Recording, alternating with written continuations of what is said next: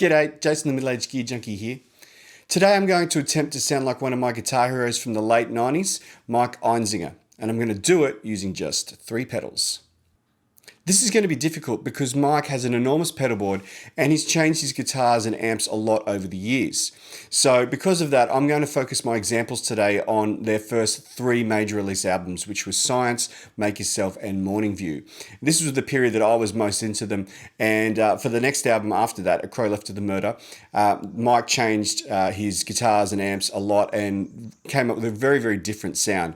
So I'm only really going to be focusing on those first 3 albums, which in my opinion is the good stuff anyway. Now the rules with these artist videos is that I have to use the same amp for every single video, which is the Fender Deluxe Reverb, and I'm allowed to choose only one guitar.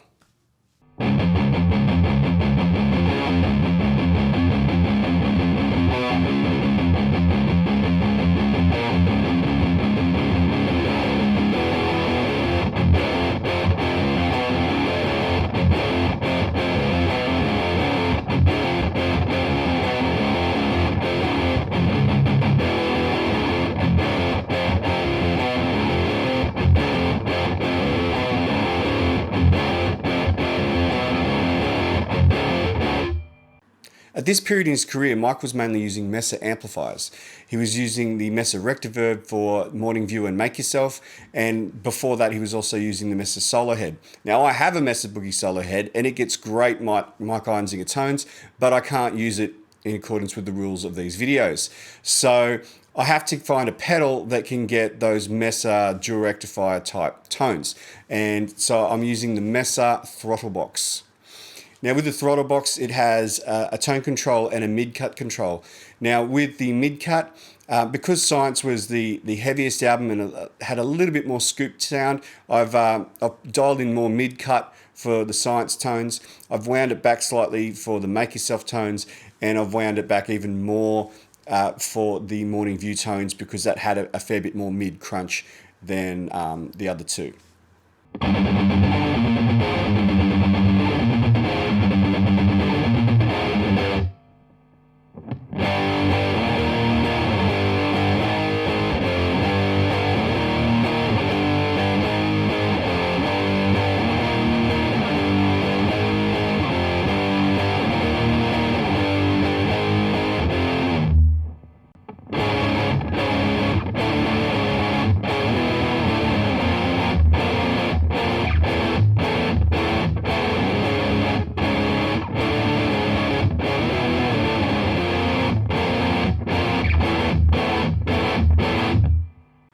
For the gain settings that I used, I had the examples from Science with the most gain, and then I wound it back slightly for the Make Yourself examples, and then I wound it back even further for Morning View because it was slightly mellower.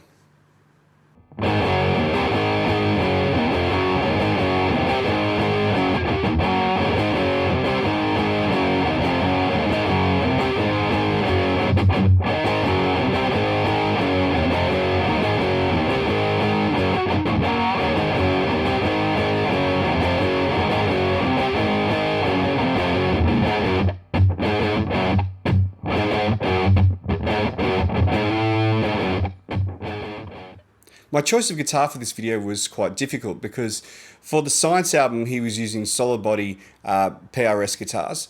For the Make Yourself album he was using a combination of solid body and semi-hollow body, and then for Morning View he was using semi-hollow and hollow body PRS guitars.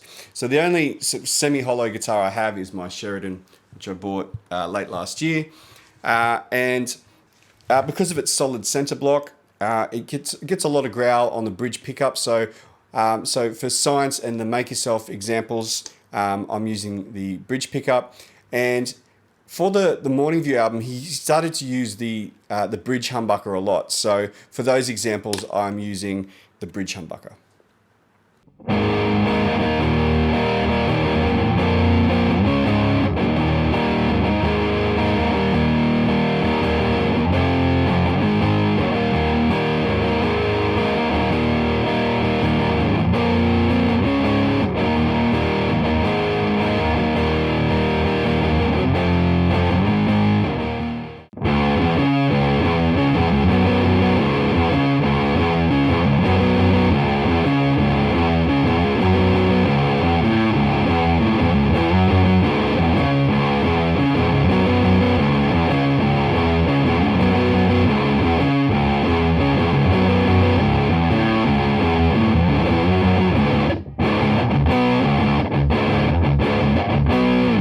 Mike Einziger has used a lot of modulation pedals over the years, and I was really tempted to get a DoD gonculator because he's probably the most famous user of that pedal. However, the one effect that he tends to use the most in modulation for me, I think, is the Boss Superphaser. Now, he loves this pedal. He actually has two of them on his board, one set to mode 1 and the other set to mode 2. Now, for his really long, slow sweeps, he'll turn the rate right down and have it set to mode 2, which is has a really, really long sweep, like in the beginning of the song Vitamin. He uses it in mode 1 a lot, so he uses that with distortion or with delay or both. Uses a lot of volume swelling using this effect. Also, although the song The Warmth actually uses rotary speaker, not phaser, you can get a rotary type sound by turning the rate right up, and you could get away with playing The Warmth like that, which I'll demonstrate.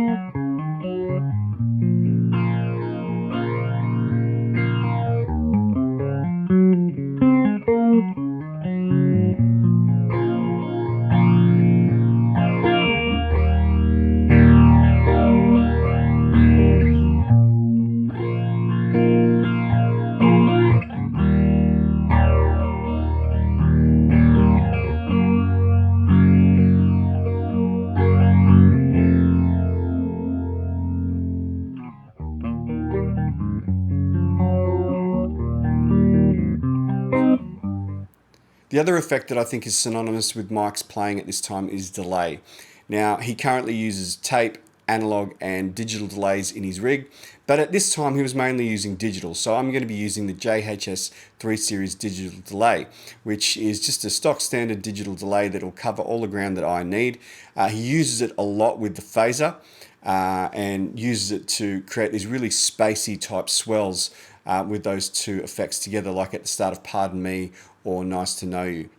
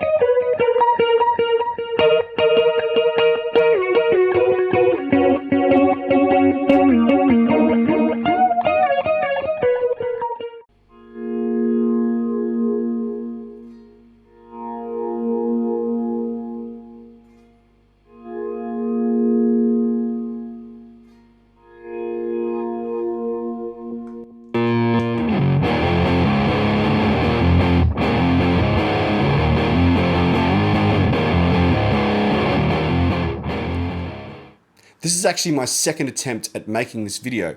In the first attempt, I used a Ibanez Smashbox, which I'd heard produced really good sort of dual-rectifier type tones, and I found out that it doesn't. It's hopeless. I had to run, it had a high and low EQ, I had to run the high all the way down and it still had too much highs. It had a real sizzle to it, had this artifact in the high mids that I just couldn't get rid of. In the end, I ended up having to scrap that video completely because of it.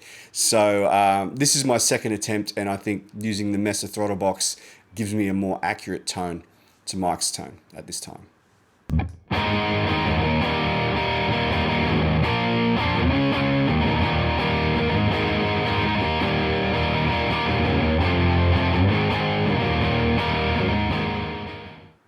So if you enjoyed this video, please give it a like. And if you haven't already, please subscribe. Please check out my other playlists and my other videos for material that might interest you as well. Remember, you can join the Middle Aged Gear Junkie Facebook page. The link is in the description below. Other than that, my name is Jason. I hope you have a wonderful day. See you later.